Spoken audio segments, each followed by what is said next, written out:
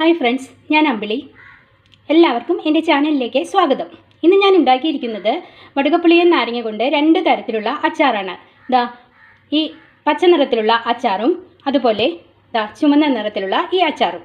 വളരെ സ്വാദിഷ്ടമായ ഈ രണ്ട് അച്ചാറുകളും നമുക്കുണ്ടാക്കാം. അപ്പോൾ നമുക്ക് വീഡിയോയിലേക്ക് പോയാലോ. രണ്ടറ്റവും ചെത്തി മാറ്റിയ നാരങ്ങ നമുക്ക് ഇനി നടുവിൽ വെച്ച് ഇങ്ങനെ മുറിക്കാം.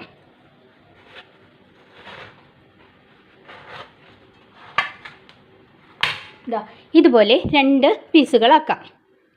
ഞാൻ രണ്ട് തരം നാരങ്ങ അച്ചാറാണ് ഇന്നുണ്ടാക്കുന്നത്. അതുകൊണ്ട് ഈ ഓരോ പീസും ഓരോ തരം അച്ചാറിനായിട്ടാണ് ഞാൻ എടുക്കുന്നത്. അപ്പോൾ ഒരു പീസ് അച്ചാർ നമുക്ക് മാറ്റി വയ്ക്കാം. ഇനി നമുക്ക് ഈ പകുതി ഭാഗം നാരങ്ങ അത് റെഡിയാക്കി എടുക്കാം. അതിനായിട്ട് ഇത് ചെറിയ ചെറിയ ഇതുപോലെയുള്ള പീസുകളാക്കാം. എല്ലാം ചെറിയ പീസുകളാക്കി എടുക്കണം.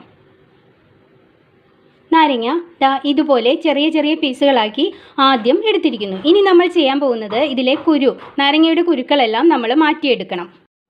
ഓരോ പീസുകളായിട്ട് എടുത്തിട്ട് ആദ്യം തന്നെ അതിൻ്റെ മോൾ ഭാഗം ഇങ്ങനെ കട്ട് ചെയ്ത് ഇതുപോലെ മാറ്റണം. കട്ട് ചെയ്തെടുത്തിട്ട് അതിലെ കുരുക്കൾ എല്ലാം കളയുക. ഓരോ പീസിൻ്റെയും കുരുക്കളെല്ലാം നമുക്ക് മാറ്റി മോൾ ഭാഗവും കട്ട് ചെയ്ത് എടുക്കാം.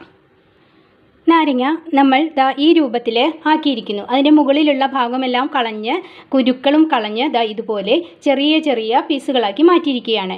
ഈ വടുകപ്പുളിയൻ നാരങ്ങയുടെ പുറത്തെ തൊലി നമുക്ക് കളയേണ്ട കാര്യമില്ല. അത് അച്ചാറിൽ ചേർക്കുന്നത് നല്ലതായിരിക്കും. അതുകൊണ്ട് ഞാനിവിടെ ആ പുറത്തെ തൊലിയൊന്നും കളഞ്ഞിട്ടില്ല.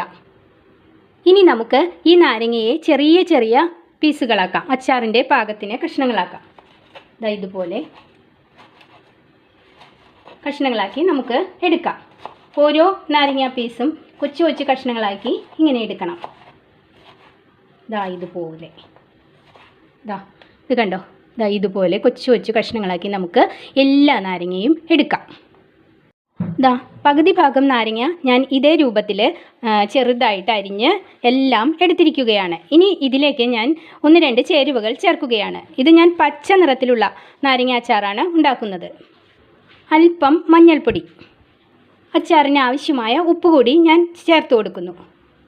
എന്നിട്ട് നാരങ്ങയും മഞ്ഞൾപ്പൊടിയും ഉപ്പും എല്ലാം കൂടി നന്നായിട്ടൊന്ന് മിക്സ് ചെയ്യുകയാണ് ചെയ്യുന്നത്.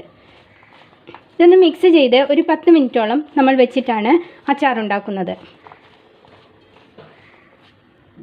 ഇതിവിടെ ഇരിക്കട്ടെ. ഇനി നമുക്ക് ബാക്കി പകുതി ഭാഗം നമ്മൾ മുറിച്ച് വെച്ചിട്ടുണ്ടല്ലോ, ഈ പകുതി ഭാഗവും ഇതുപോലെ തന്നെ ചെറുതായിട്ട് അരിഞ്ഞ് കൊണ്ടുവരാം. പകുതി നാരങ്ങയും ഇതുപോലെ തന്നെ ചെറുതായിട്ട് അരിഞ്ഞ് എടുത്തിരിക്കുകയാണ്. ഇപ്പോൾ 2 നാരങ്ങ അച്ചാറിനുള്ള നാരങ്ങയും റെഡി ആയിരിക്കുന്നു. ഇനി നമുക്ക് അടുത്തതായിട്ട് നാരങ്ങ അച്ചാർ ഉണ്ടാക്കാനായിട്ട് പോകാം. അച്ചാർ ഉണ്ടാക്കുന്നതിനായിട്ട് ഞാനൊരു ചീനിച്ചട്ടി സ്റ്റൗവിൽ വെച്ചിരിക്കുകയാണ്. അത് നന്നായി ചൂടായി കഴിയുമ്പോൾ നമുക്കതിലേക്ക് നല്ലെണ്ണ ഒഴിച്ചു കൊടുക്കാം. ചട്ടി നന്നായി ചൂടായിട്ടുണ്ട്. അതിലേക്ക് നമുക്ക് നല്ലെണ്ണ ഒഴിച്ചു കൊടുക്കാം. കുറച്ച് നല്ലെണ്ണ ഒഴിച്ചാൽ മതിയാകും. ഈ അച്ചാറിന് അധികം എണ്ണയുടെ ആവശ്യമില്ല. എണ്ണ ചൂടായി കഴിയുമ്പോൾ അതിലേക്ക് ഇഞ്ചി ഇതുപോലെ നീളത്തിൽ അരിഞ്ഞത് കുറച്ച് ചേർത്ത് കൊടുക്കാം. ഒരു പിടി, എൻ്റെ ഈ കൈക്ക് ഒരു പിടി ഇഞ്ചിയാണ് ഞാൻ ചേർത്ത് കൊടുക്കുന്നത്. നീളത്തിൽ അരിഞ്ഞതായിരിക്കണം അത്. ഇഞ്ചി ഒന്ന് മൂക്കട്ടെ. ഇഞ്ചിയുടെ പച്ചപ്പ് നന്നായി മാറണം. അല്ലെങ്കിൽ ആ ഇഞ്ചിയുടെ ഒരു ചുവ അച്ചാറിലുണ്ടാവും, ഒരു പച്ച ചുവ അച്ചാറിലുണ്ടാകും. അതുകൊണ്ട് നമ്മളിത് ഒരുവിധം മൂപ്പിക്കുന്നുണ്ട്. ഇഞ്ചി മൂത്തിരിക്കുന്നു. അതിലേക്ക് നമ്മൾ വെളുത്തുള്ളി ഇതുപോലെ ചെറുതായിട്ട് നീളത്തിൽ കീറിയത് ചേർത്ത് കൊടുക്കുകയാണ്. വെളുത്തുള്ളി നന്നായി മൂക്കേണ്ട ആവശ്യമില്ല. അതിൻ്റെ ഒന്ന് ചെറുതായിട്ടൊന്ന് വെന്താൽ മതിയാകും. പിന്നീട് നമ്മൾ കുറച്ച് പച്ചമുളക് ചെറുതായി വട്ടത്തിൽ അരിഞ്ഞതാണ് ചേർത്ത് കൊടുക്കുന്നത്. ഈ അച്ചാറിന്, അതായത് പച്ചയ്ക്ക് ഇടുന്ന അച്ചാറിന് കൂടുതൽ പച്ചമുളക് ചേർക്കണം. വേറെ നമ്മൾ എരിവൊന്നും ചേർക്കുന്നില്ലല്ലോ. അതുകൊണ്ട് തന്നെ കുറച്ച് കറിവേപ്പില കൂടി ചേർത്ത് കൊടുക്കാം. എല്ലാം ഒന്ന് മിക്സ് ചെയ്യാം. ചെറുതായിട്ട് ഒന്ന് മൂത്താൽ മതിയാകും. എല്ലാം ഒരുവിധം മൂപ്പായിട്ടുണ്ട്. വെളുത്തുള്ളി ഒന്ന് വെന്താൽ മതിയാകും, പച്ചമുളകും. ഇനി നമുക്ക് അച്ചാറിന് കുറച്ച് ചാറ് ആവശ്യമെങ്കിൽ കുറച്ച് വെള്ളം അതിൽ ചേർക്കേണ്ടതാണ്. അപ്പോൾ ഞാനിവിടെ കുറച്ച് തിളപ്പിച്ച വെള്ളമാണ് ചേർക്കുന്നത്. അധികം വേണ്ട, ഒരല്പം മതിയാകും. അത് നന്നായിട്ടൊന്ന് തിളച്ച് കഴിയുമ്പോൾ നമുക്കതിലേക്ക് ഉലുവാപ്പൊടിയും കായവും ചേർക്കാം. കുറച്ച് കായപ്പൊടി, കായം. ഇനി നമ്മൾ വിനാഗിരിയാണ് ചേർത്ത് കൊടുക്കുന്നത്. 2 സ്പൂൺ വിനാഗിരി, ടേബിൾ സ്പൂൺ ആണ് കേട്ടോ. 2 ടേബിൾ സ്പൂൺ വിനാഗിരി നമ്മൾ ആഡ് ചെയ്ത് കൊടുത്തിരിക്കുന്നു. ഞാനിനി അച്ചാറിന് കയ്പുണ്ടായിരിക്കും, അതൊന്ന് കുറയ്ക്കാൻ വേണ്ടിയിട്ട് കുറച്ച് ശർക്കര പാനി, ഇതുപോലെ കുറച്ച് ശർക്കര പാനി കൂടി ഇതിൽ ചേർക്കുന്നുണ്ട്. അച്ചാറിനുള്ള ചേരുവകളെല്ലാം നന്നായി തിളച്ചിരിക്കുന്നു. ഇനി നമുക്ക് സ്റ്റൗ ഓഫ് ചെയ്യാം. ഇതിനി ഒന്ന് നന്നായി തണുത്തതിന് ശേഷം വേണം നമ്മൾ അരിഞ്ഞു വച്ചിരിക്കുന്ന മഞ്ഞൾപ്പൊടിയും ഉപ്പും എല്ലാം ചേർത്ത് അരിഞ്ഞു വച്ചിരിക്കുന്ന നാരങ്ങ ഇതിൽ ചേർത്ത് കൊടുക്കാൻ. നമ്മൾ ആദ്യം ഉപ്പ് ചേർത്തിരിക്കുന്നത് കൊണ്ട് പിന്നീട് ഉപ്പ് ചേർക്കേണ്ട ആവശ്യമേ ഇല്ല. എന്തായാലും ഇതൊന്ന് തണുക്കട്ടെ. നല്ലവണ്ണം തണുത്തിട്ടുണ്ട്. ഇനി നമുക്ക് അരിഞ്ഞു വച്ചിരിക്കുന്ന നാരങ്ങ, മഞ്ഞൾപ്പൊടിയും ഉപ്പും ചേർത്ത് അരിഞ്ഞു വച്ചിരിക്കുന്ന നാരങ്ങ ഇതിലേക്ക് ചേർത്ത് കൊടുക്കാം. എല്ലാം കൂടി ഒന്ന് മിക്സ് ചെയ്യാം. ഇതിനിയും ചൂടാക്കേണ്ട ആവശ്യമേ ഇല്ല.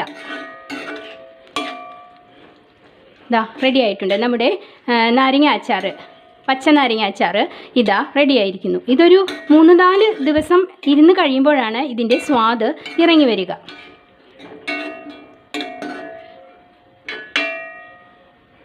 തീർച്ചയായിട്ടും നിങ്ങൾ ഈ നാരങ്ങ ഒന്ന് ട്രൈ ചെയ്ത് നോക്കണം. ഇനി നമുക്ക് മറ്റൊരു തരത്തിലുള്ള നാരങ്ങ അച്ചാർ ഉണ്ടാക്കുന്നതിനായിട്ട് പോകാം. ചുവന്ന നിറത്തിലുള്ള വടുകപ്പുളിയൻ നാരങ്ങ അച്ചാറാണ് ഇനി നമ്മൾ ഉണ്ടാക്കുന്നത്. അതിനായിട്ട് നമ്മൾ ആദ്യം കുറച്ച് നല്ലെണ്ണ ഒഴിക്കുന്നു. അതിലേക്ക് ഇഞ്ചി ചെറുതായി കീറിയത്, നീളത്തിൽ കീറിയത് ചേർത്ത് കൊടുക്കുന്നു. ഇഞ്ചിയുടെ പച്ചപ്പ് മാറുമ്പോൾ അതിലേക്ക് വെളുത്തുള്ളി ചെറുതായി അരിഞ്ഞത്, നീളത്തിൽ അരിഞ്ഞത് ചേർത്ത് കൊടുക്കുന്നു. കൂട്ടത്തിൽ ചെറുതായി അരിഞ്ഞ വട്ടത്തിലരിഞ്ഞ പച്ചമുളകും കുറച്ച് കറിവേപ്പിലയും.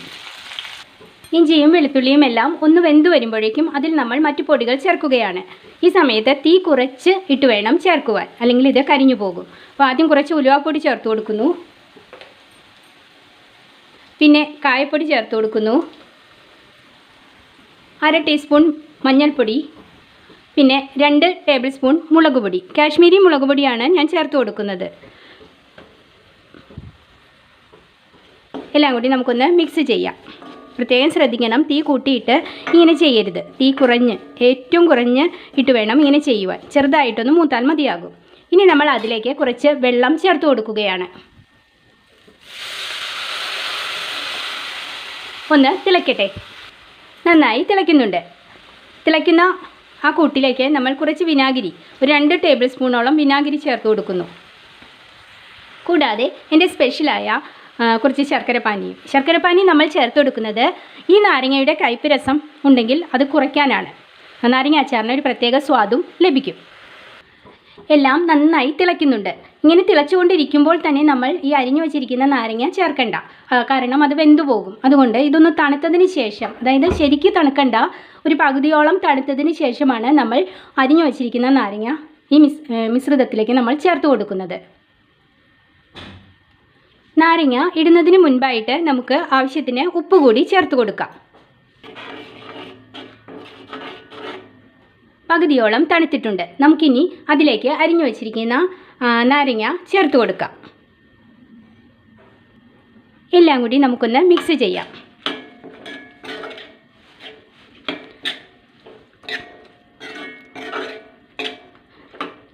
നമ്മുടെ വടുകപ്പുളിയൻ നാരങ്ങാച്ചാർ, ചുമന്ന നിറത്തിലുള്ള നാരങ്ങാച്ചാർ, ഇത് കല്യാണ സദ്യകൾക്കും അതുപോലെ ഓണം, വിഷു ഇങ്ങനെയുള്ള ദിവസങ്ങളിലെ സദ്യകൾക്കൊക്കെ ഒഴിച്ചുകൂടാനാവാത്ത ഒരു അച്ചാറാണ്.